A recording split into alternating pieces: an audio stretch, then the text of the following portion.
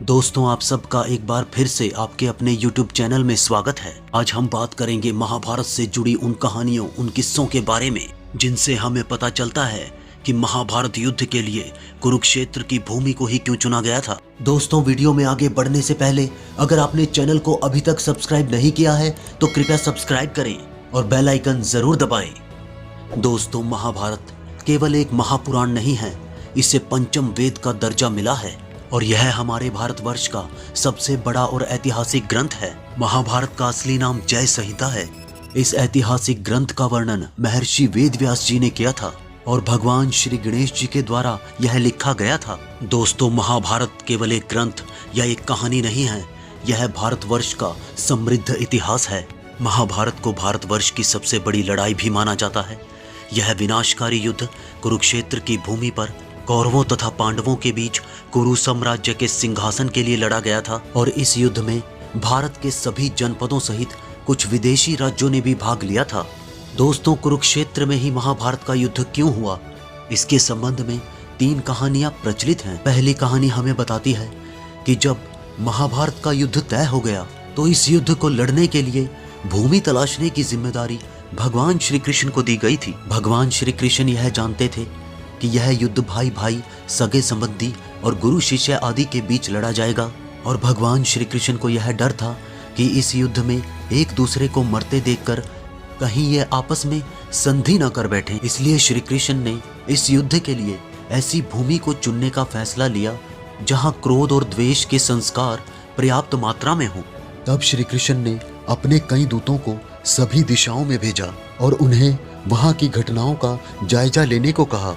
तब एक दूत ने श्री कृष्ण को बताया कि कुरुक्षेत्र में एक बड़े भाई ने अपने ही छोटे भाई को जान से मार दिया है और उसे मारने की वजह केवल यह थी कि खेत की मेड़ टूटने पर वर्षा के पानी को रोकने से छोटे भाई ने साफ इनकार कर दिया था। उसके इनकार करने की वजह से बड़े भाई ने आग बबूला होकर छोटे भाई को छुरे से गोद डाला और उसकी लाश के पैर पकड़कर उसे घसीटते हुए वर्षा के पानी को रोकने के लिए उसी खेत की मेड़ के साथ लगा दिया जहां से टूटकर पानी बह रहा था।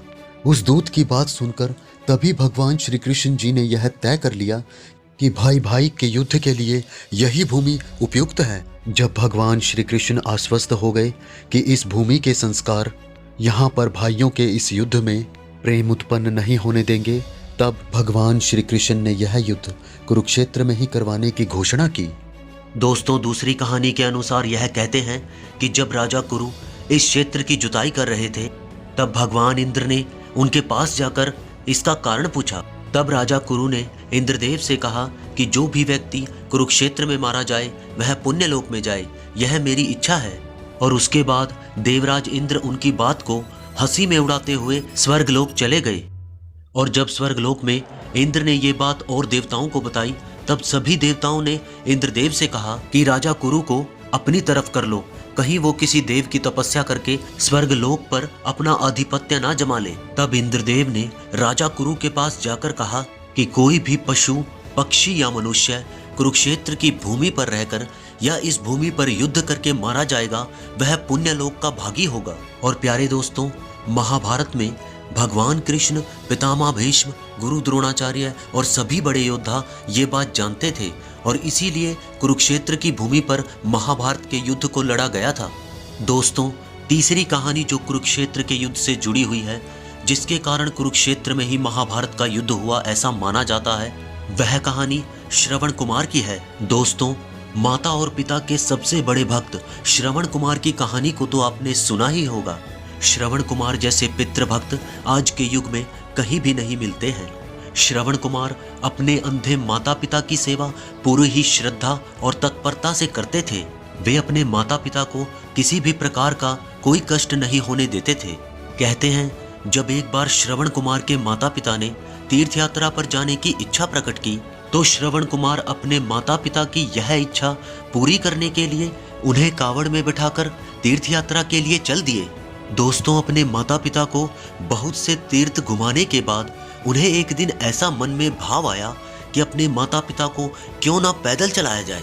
और उसके बाद श्रवण कुमार ने अपनी कावड़ को जमीन पर रख दिया और अपने माता पिता को पैदल चलने के लिए कहा। दोस्तों, अंधे माता पिता पैदल तो चलने लगे, मगर उन्होंने साथ ही यह भी कहा कि बेटा, हमें जितनी जल्दी हो सके इस भूमि को पार कर लेना चाहिए।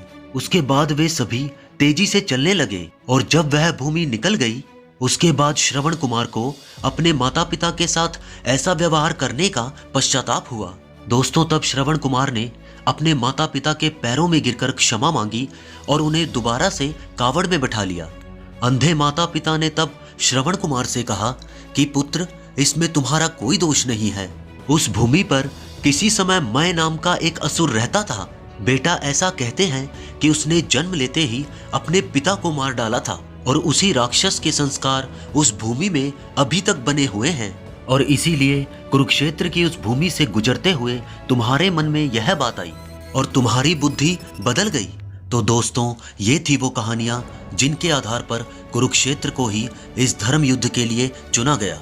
दोस्तों, महाभारत के वन पर्व के अनुसार कुरुक्षेत्र में आकर सभी लोग पाप मुक्त हो जाते हैं और जो ये कहता है कि मैं कुरुक्षेत्र जाऊंगा और वहीं निवास करूंगा, उसे मृत्यु के पश्चात मोक्ष की प्राप्ति होती है। दोस्तों, कुरुक्षेत्र की भूमि के बारे में ऐसा कहा जाता है कि यहाँ की उड़ी हुई धूल के कण भी महापापी को परम पद देते हैं। दोस्तों, नारद पुराण में बताया गया है कि ग्रहों, नक्षत्रों और तारागणों को आकाश से गिर पड़ने का भय है, किंतु वे जो कुरुक्षेत्र में मरते हैं पुनः पृथ्वी पर नहीं गिरते, अर्थात वे पुनः जन्म नहीं लेते। दोस्तों, भगवत गीता के प्रथम श्लोक में कुरुक्षेत्र को ही धर्म क्षेत्र कहा गया है। दोस्तों, यही कारण था कि महाभारत के इस युद्ध के लिए कुरुक्षेत्र को ही सबसे उपयुक्त जगह माना गया। दोस्तों, आशा करते हैं आज की ये वीडियो आपको पसंद आई होगी। चैनल को अभी तक आपने सब्सक्राइब नहीं किया है तो सब्सक्राइब करें, वीडियो को एक लाइक करें और एक शेयर ज़रूर करें और कमेंट बॉक्स में जय श्री कृष्ण अवश्य लिखें। आपके साथ फिर से मुलाकात होगी हमारी एक और नई वीडियो के साथ। तब तक के लिए हमारे साथ बने रहें, देखते रहें वॉरियर्स सागा। जय हिंद, जय भारत।